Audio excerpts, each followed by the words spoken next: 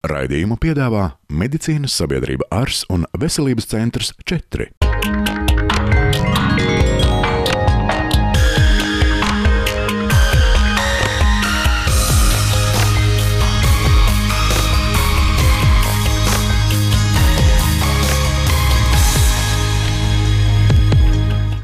Labrīt šajā jaukajā sestdienā. Ceru, ka esat ērti iekārtojušies, lai būtu kopā ar mums.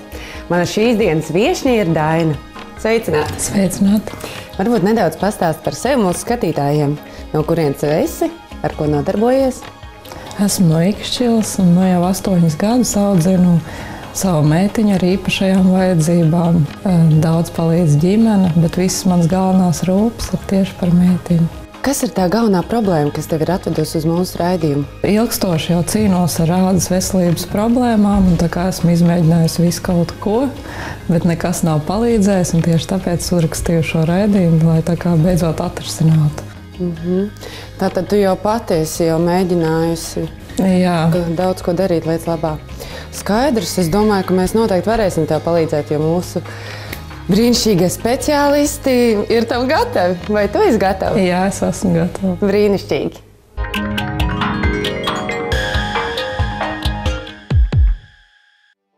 Lai novērtētu kopējo veselības stāvokli un izvērtētu pareizu ārstniecības taktiku, Daina sākotnēji dosies pie dakteres Jolantas Gulbes. Pastāstiet, kāds ir tas galvenais iemesls, kāpēc jūs šodien esat vērsusies pie ģimenes ārsta? Ilgstošas ādas veselības problēmas. Kādas? Izsitumi un stiprāk, un tad vājāk, bet viņi principā pilnībā nepāriet.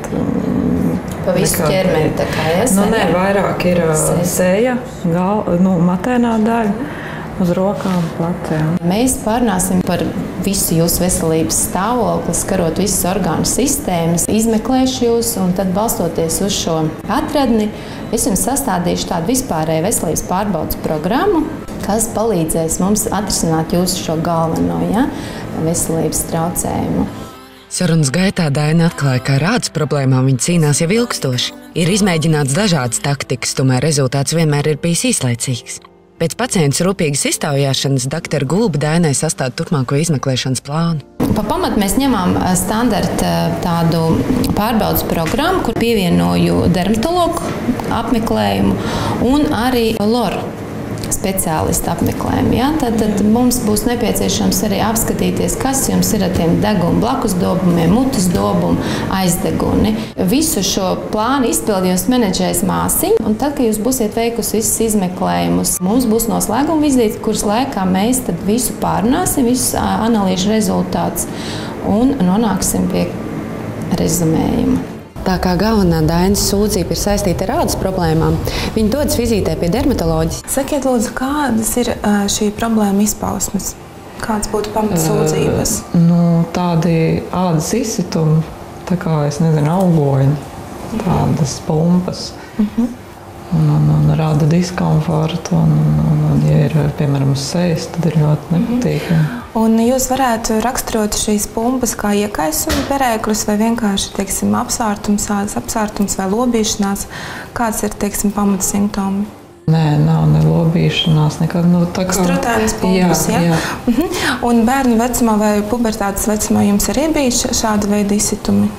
Nē, savādāki. Un tagad, kur vairāk lokalizējās šīs? Tagad, piemēram, var arī būt matainajā galvas daļā, un uz pleciem, un kaut kur uz muguras. Un uz krūškurvi arī priekšējās? Nē. Sakiet, lūdzu, kādu jums tagad jūs pielietojat tādas kopšanu? Esmu nopirkusi bez krāsvielām, smaržvielām, ziepes, krēmus, kas ir jūtīgai ādai, gan galvai, gan sejai. Bet medikamentozā terapija jums nekad nekāda nebija pielietot? Nē, es kaut kādus uzturbagātinātājus esmu lietojis, bet nekas nelīdz. Skaidrs. Sakiet, lūdzu, vai jums ir kaut kādas blakus slimības bez nierakmeņiem, mazasinība vai kaut kādas citas saslimšanas? Tikai grūtniecības laikā bija mazasinība. Mazasinība, jā. Cukura diabēts kādam anamnēzē ir bijis? Nē. Es sapratu jūs. Pēc sarunas dermatoveneroloģe Jana Jankovska veica rūpīgu pacients apskati. Tiek apskatīta galvas matainā daļa un vizuāli novērtēts ādas vispārējais veselības stāvoklis. Jums ir kombinēta tauku dziedzera un mata folikula iekaisums, jeb stafilodermija. To visbiežāk izraisa stafilokokus grupas mikroorganismi. Kaut kādu faktoru iedarbības rezultātā, jeb karinātāju faktoru, viņš vienkārši savērojās jūsu ādā. Un šeit būtu nepieciešams jums pareiza ādas kopšana un arī būs jāpārstējās ar antibakteriāliem preparātiem. Kāpēc jūs teicāt, ka jums ir tik ilgi un, teiksim, tik rezistenta šī forma? Jūs teicāt jau 7 gadi. Jo dažreiz uz ādas ir metilēna rezistentie stafilokoki, kas nozīmē, ka viņi nereaģē uz penicilīnu un cefalosporīnu grupas medikamentiem. Tāpēc jums ir jāparaksta tetriciklīnu grupas antibakteriālie līdzekļi, kas arī efektīvi izārstēs šo problēmu. Ja mēs paskatāmies tuvāk uz šo ekrānu, vaina ir tieši mata folikulī un tauku dziedzerī, un arī apkārtējos audos. Kad šī auda iekaist, jums arī rezultātā parādās šī iekaisuma perēkļi un pumpas. Kāpēc ir skars gan mata folikulas, gan tauku dziedzeris? Jo mēs runājam gan par galvas matāno daļu, gan arī par taukainām daļām uz sejas ādas. Tātad mēs savēdīsim kārtībā jūsu kopšanu. Es arī parakstīšu asins analīzes, jo arī ir riska faktori, kas izprovocē šo slimību attīstību. Tādi kā anēmija, tādi kā neitropēnija, tādi kā dzelzs deficīts un arī, teiksim, kaut kādas endokrinopātijas. Bet jūs teicāt, cukura diabēts neanamnēzē nekad nav bijis, tāpēc mēs paskatīsimies pilnu asinsainu un arī dzelzs līmeni asinīs. Kad jūs šo visu ārstēšanu sakopsiet un kad mēs to visu izdarīsim, es jums arī varēšu piedāvāt lāzeru procedūru. Un mēs varēsim piestrādāt pie ādas mikroreliefa, jo es redzu, ka uz jūsu ādas ir nedaudz rētas pēc šīm pumpām, un mēs varētu arī to visu izlīdzināt. Bet vispirms mums ir jāsamazina iekaisuma process, un mums ir jāiemācās šis process arī kontrolēt un jāpiestrādā pie profilakses. Nozīmētā medikamentozā terapija Dainai būs jālieto 2 mēnešu garumā. Tomēr, lai ārsti pieņemtu lēmumu par pareizāko Dainas izmeklēšanas un ārstniecības taktiku, doktora Jolanta Gulbe un dermatoveneroloģe Jana Jankovska tiekas uz kopēju sarunu. Pastāstiet, ko jūs domājat par pacienti? Pacientei ir diezgan tāds ilgstošs stāsts. Viņai jau ir ādas izpausmes aptuveni 7 gadi. Pirms tam šī slimība un vispār ādas kaut kādas problēmas viņas nekad nebija ārstētas. Tāpēc arī, protams, jāveic vispār organismu, teiksim, izmeklēšana. Es nosūtīju arī pie Laura, vai jūs akceptējat? Jā, ziniet, tas būtu pārbaudīt aizdegunu. Profilaktiski, protams, tā ir ļoti laba stratēģija, bet es gribētu arī rekomendēt pie ginekologa. Tomēr aiziet paskatīties dzimumu hormonus, jo tauku dziedzeri viņi ir ļoti sensitīvi pret dzimumu hormoniem un varbūt, teiksim, paskatīties dzimumu hormonu līmeni šajā periodā. Viņi kā sastrutojumi vai tikai kā bojājums? Jā, šajā gadījumā pacientei ir gan mata folikula iekaisums, gan arī tauku dziedzera iekaisums. Viņš ir kombinēts. Jā. Tā ir dziļā stafilodermija, un, diemžēl, pēc šī stafilodermijas var arī attīstīties rētaudi. Tāpēc arī būtu jāpaskatās hormonālais stāvoklis asinīs, jo tauku dziedzera ir ļoti sensitīva un jutīga pret hormoniem, un arī jāizārstē stafilokoku kolonizācija, jeb savērošana uz ādas virsmas, un, teiksim, lai normalizētu šo ādas normālo mikrofloru. Es domāju, darām tā, ka pat cik šajā profilaktiskā pārbaudas programmā ietilpst ginekologs. Ja es viņu esmu arī nosūtījis pie ginekologa, varbūt tieši kurus hormonus mēs atstājam ginekologa pārziņā, jeb uzreiz jau atzīmē? Es domāju, ka mēs atstāsim ginekologam, lai viņš izvērtē hormonālo statusu šobrīd, jo pacientei ir bijusi 2 grūtniecības un arī 2 dzemdības. Jā, tas pārzinājums tieši pēc otrām dzemdībām varbūt tur ir kaut kāds hormonāls disbalans un arī, teiksim, tauku dziedzera hiperaktivitāte arī ir saistīta tieši ar šo. Sākotnēji Daina veic asins analīžu nodošanu. Pirms gada Dainai atklāja nelielu nierakmeni, tādēļ, lai izslēgtu iespējamās iekšējo vēdera dobumu orgānu saslimšanas, Daina dodas uz vēdera dobumu ultrasonogrāfiju. Izmeklējuma process ir ātrs un rezultāti ir pieejami uzreiz. Mēs paskatījāmies jums gan vairogdziedzera, gan vēdera dobumu orgānus, un neko būtiski mēs neatradām. Vairogdziedzerī jums ir daži nelieli mezgliņi, kas nozīmē, ka mums vajadzēs pārbaudīt, paskatīties vēl pēc kāda laika, apmēram pēc gada vēl vienreiz. Tie ir labdabīgi tādi veidojumi, kur ir lielākai daļai cilvēku. Vēderā arī, kā jūs minējāt, jums iepriekš bija akmens nierē. Ļoti maziņš, 2 mm. Šai izmeklējumā mēs viņu neatradām. Bet mēs atradām vienu citu lietu, hemangiomu. Tas ir arī labdabīgs veidojums, aknā, pavisam neliels, 8 mm. Pēc gada jums būs jāuztais gan vairogdziedzers, gan vēders vienā izmeklējumā. Mazliet satraucos par to, ka atklāja, ka vairogdziedzerē ir mezgliņi un arī aknā ir mezgliņi. Bet doktors izskaidroja, ka tas nav nekas briesmīgs un ka lielāko daļu cilvēkiem tā ir. Un ka apskati jāveic pēc gada, un to es arī darīšu.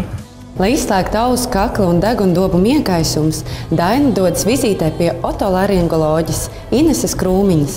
Vai jums pašai ir sūdzības par ausīm, par kaklu, par degunu, par rīkli, par mandelēm?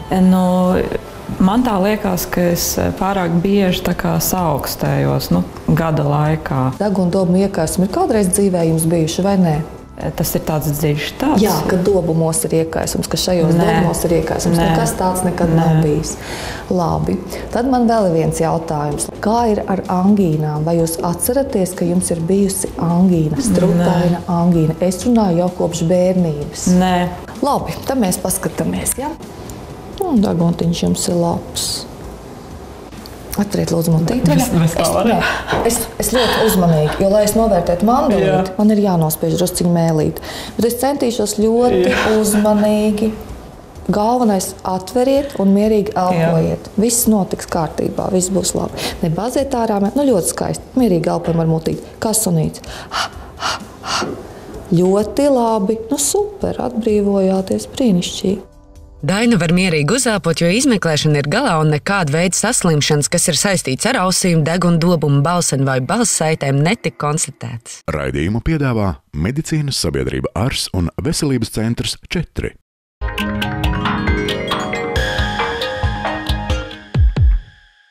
Lai pārbaudītu, vai Dainas ādas problēmas nav saistītas ar kādu ginekoloģisku patoloģiju, viņa tālāk dodas vizītē pie ginekoloģes Ineses Martušunas. Vizītes laikā doktori izjautā Dainu par viņas sūdzībām un veic sonogrāfisko pārbaudi. Veicot jūsu izmeklējumu, beidzot sonogrāfiju, datu par tādu hiperandrogenēmiju, kas varētu būt sasaistīta ar jūsu ādas problēmām, es neatradu. Bet vajadzētu papildus veikt laboratoriskos izmeklējumus, kas ir respektīvi hormonu analīzes, lai precizētu, kāds ir hormonālais līmenis jūsu organismā atbilstošajās cikla dienās. Un tāpēc es jums uzrakstīšu nosūtījumus asins analīzēm, kas jums būs jāveic, izejot no menstruālā cikla dienām. Vizītes laikā, pārunājot vēl jūsu specifiskās sūdzības, mēs nokonstatējām, ka jums ir vēl neliela urīna nesaturēšana, klepojot, kas ir parādījusies pēc dzemdībām. Šī problēma ir ļoti izplatīta sievietēm, gan jūsu vecumā, gan arī kundzēm gados. Un patreiz ir ļoti labs risinājums šīs problēmas ārstēšanai, kas nav ķirurģiska metode, bet tā ir tāda lāzera procedūra, ko mēs veicam, lai uzlabotu maksas sieniņas elasticitāti. Un mēs jums varam piedāvāt šo procedūru veikt. Ir pienākusi nākošā diena, un Daina ir ieradusies klīnikā, lai veiktu lāzera procedūru. Šī problēma man kādu laiku satrauca, un es domāju, ka pie mums nav iespēja Latvijā to atrisināt. Es biju redzējis pa ārzemju raidījumiem, kad ārzemēs taisa tādas operācijas. Un es esmu patīkami pārsteigta par to, ka arī Latvijā ir tagad tāda iespēja, un ne tikai varbūt sievietēm gados, bet arī jaunām sievietēm. Pirms procedūras doktori Dainai izskaidro iespējamos problēmas iemeslus un lāzera procedūras nozīmi. Jums ir neliels šī maksas noslīdējums, kas jums ir radies pēc otrajām dzemdībām. Visu šo laiku jums ir bijis jācilā diezgan liela smaguma, varētu teikt, kas ir veicinājis to, ka šī maksas kļotāda un šī maksas sieniņa ir noslīdējusi uz leju, kas arī ir nedaudz radījis to, ka jums ir neliela urīna nesaturēšana pie slodes, piemēram, klepojot, kā jūs atzīmējāt. Ja? Un šī mūsu lāzera procedūra tieši ir paredzēta šādiem gadījumiem, un mēs to rekomendējam tieši arī jaunām sievietēm, īpaši pēc dzemdībām, kurām pēcdzemdību periodā 2 nedēļas pēc dzemdībām parādās jau šī urīna nesaturēšana. Parasti tas tā kā 6 mēnešu laikā pēc dzemdībām pāriet, bet šī maksas ieniņas noslīdējums viņš tomēr saglabājās. Un līdz ar to nākotnē ir iespējams, ka radīsies, teiksim, šī urīna nesaturēšana, ja laicīgi netiks veikta koriģējoša terapija. Procedūras laikā ķirurģiski iejaukšanās nenotiek, jo procedūra tiek veikta mehāniski ar lāzerstaru iedarbojoties uz maksas gļotādu, nodrošinot maksas ieniņu pacelšanu iepriekšējā stāvoklī. Procedūra ir nesāpīga un ātra. Lai panāktu rezultātu, tā ir jāveic atkārtoti. Ir pagājuši tieši 25 minūtes, kā mēs iegājām kabinetā un esam iznākuši sārā. Kā jūs, Daina, jūtaties? Ļoti labi. Sāpi nebija pilnībā. Tikai tāda sajūta, ka no sākuma tā kā kaut kas drabētu. Un pēc tam bija kaut kas vibrēta. Un beigās pašās bija tāda siltuma sajūta. Siltums var saglabāties, kā es teicu, vairākas stundas, un par to jums nav jāuztraucās, un nekas nevar ar jums slikts notikt. Jūs varēsiet atgriezties pie savām visām ierastajām ikdienas lietām. Nekāda ierobežojuma jums nebūs. Protams, vēlams būtu varbūt šīs pirmo nedēļu necelāt smagumus. Vai dzimumdzīve ir iespējama? Dzimumdzīvi mēs arī nerekomendējam veikt 1 nedēļu pēc procedūras. Es pilnīgi noteikti iedrošinu visas Latvijas sievietes veikt šo procedūru un tā kā neatlikt uz vēlāku laiku, jo doktorīte paskaidroja, ka ar laiku tā problēma kļūst arvien lielāka, ja viņi neatrisina tā kā pašā sākumā. Un tieši tāpēc es gribētu teikt Latvijas sievietēm, lai viņas izmanto šo iespēju.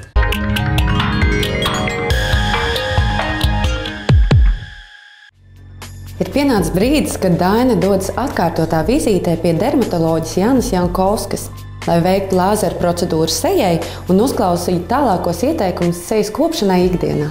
Es gribētu šodien piedāvāt jums iztaisīt procedūru, kas ir lāzera procedūra. Šis lāzers ir neinvazīvs ķirurģisks asinsvadu lāzers, kas selektīvi samazina asinsvadu daudzumu un arī kapilāru daudzumu jūsu ādā. Un ar to mēs panāksim to, ka mums samazināsies gan iekaisuma process ādā, gan arī samazināsies šis apsārtums, par ko jūs arī teicāt un runājāt, ka jums tā kā būtu arī viens no sūdzībām. Dainas sejasādas stāvoklis ir ievērojami uzlabojies. Lāzera iekārtā ir iebūvēta atdzesēšanas sistēma, līdz ar to pacients procedūras laikā sāpes neizjūt. Procedūra ilgst aptuveni 7 minūtes, un pēc nepieciešamības to atkārto aptuveni pēc 3 līdz 4 nedēļām. Es gribētu arī prezentēt jums jūsu komplektiņu, ādas kopšanas komplektiņu, un es gribētu dziļāk parādīt, kā jums būtu jākop jūsu āda. Tātad šeit ir micellārais ūdentiņš, jums ir jālieto uz vatas tamponu 2 reizes dienā no rīta un vakarā. Viņš pilnībā arī noņem dekoratīvo kosmētiku un arī tonizē ādu un attīra no visiem netīrumiem. Pēc tam, kad jūs notīrīsiet jūsu ādu, jums būs jālieto šis krems, kas dziļi mitrina ādu, bet nepadara viņu taukainu. Jā. Tāpēc tas ir ļoti svarīgi kombinēt ādas tipam, ka jūs nejutīsiet nekādu taukainību vai taukainas plēvītas sajūtu, bet viņš ļoti labi dziļi mitrinās. Un vēl 2 reizes nedēļā vai 3 reizes nedēļā jūs no rītiem varat lietot šādu preparātu, kas samazina arī ādas poras. Un, teiksim, tas ir ļoti laba bāze pirms dekoratīvās kosmētikas uzlikšanas. Šeit es gribētu it īpaši uzsvērt par ādas aizsardzību un ādas barjeru funkcijas atjaunošanai. Šis krems, viņš ir ļoti viegli lietojams, viņš ir domāts visai ķermeņa ādai, un jums ir jālieto pēc katras dušas reizes. Jā. Un jūs arī panāksiet tādas fizioloģiskās barjeras atjaunošanās un arī, teiksim, ādas funkcijas uzlabošanās. Un es gribētu jums rekomendēt 1 vai 2 reizes nedēļā lietot šo šampūnu, kas ir piemērots jūsu galvas matēnās ādas tipam. Un jūs varat viņu lietot 1 līdz 2 reizēm nedēļā, kombinējot ar jūsu parasto mazgāšanas šampūnu. Jā. Un šeit arī ir visa informācija par visiem preparātiem. Jūs varētu izlasīt sīkāk. Jā, paldies. Un vai jums būtu kaut kādi jautājumi? Jūs teicāt kombinēt šampūnu, tas ir kā kombinēt? Kombinēt jūs varat lietot 2 reizes nedēļā šo ārstniecisko šampūnu un, teiksim, citas dienas, kad jūs gribat mazgāt matus, jūs varat lietot jūsu parasto šampūnu, ko jūs vienmēr lietojat. Bet es tā kā neizjaukšu to mikrofloru. Nē. Jo šis šampūns, viņš uzturēs, teiksim, un seks tās nepieciešamības, kas ir, teiksim, tūlīt ir vajadzīgas. Bet, teiksim, tas ir tomēr kopšanas ārstniecisks šampūns, un jūs varētu viņu lietot papildus jūsu ikdienas šampūnam. Es esmu ļoti priecīga, ka esmu beidzot uzzinājusi, kā man rūpēties pareizi par savu ādu, jo līdz šim es to nezināju. Es pilnīgi noteikti ievērošu doktoras rekomendācijas, tāpēc, kad es domāju, ka tad man tāds stāvoklis būs daudz labāks. Dainas izmeklējumi ir galā, tāpēc šobrīd viņi dodas uz noslēdzošo vizīti pie ģimenes ārstes Jolantas Gulbes.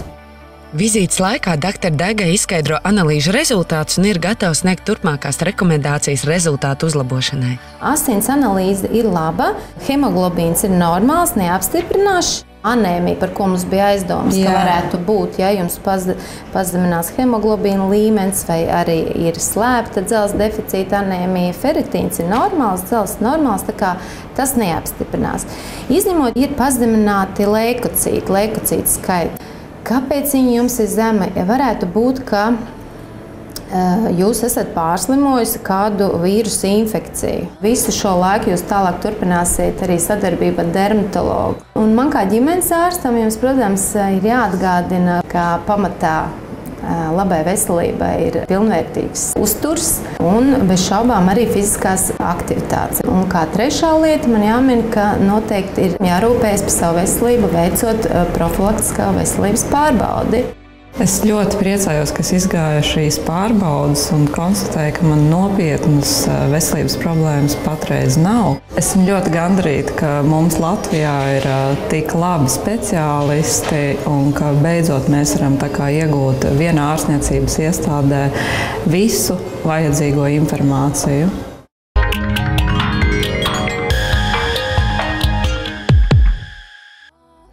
Skatītāji, mēs esam atpakaļ studijā. Man ir liels prieks atkal satikt Dainu. Sveika! Sveiki! Nu, pastāst, kā tev šajā nedēļā ir gājis? Esmu ļoti pārsteigta un priecīga par to, ka nedēļas laikā esmu atrisinājusi tik ilgstoši savas veselības problēmas un ka tas īstenībā nebija tik sarežģīti, kā es to iedomājos. Vienkārši vajadzēja zinošus ārstu ieteikumus un pareizu ādas kopšanu. Vai speciālisti varēja atbildēt uz taviem jautājumiem? Speciālisti pilnībā atbildēja uz visiem maniem jautājumiem, un es arī sapratu, kāpēc man tas viss ir radies un tā kā novērst cēloņus. Un kā ir ar pirmajiem rezultātiem, vai tu jau viņus jūti? Esmu ļoti apmierināta un rezultāti jau ir redzami. Brīnišķīgi. Es pievienojos, tu izskaties brīnišķīgi. Paldies! Nu, ko skatītāji, man tiešām liels prieks, ka mēs varējām palīdzēt Dainai. Arī jums. Ja jums ir kāds samilzus veselības problēma, tad rakstiet uz ekrānā redzamo e-pasta adresi un mēs varēsim jums palīdzēt. Paldies, ka bijāt kopā ar mums. Un uz tikšanos jau nākamā sestdiena.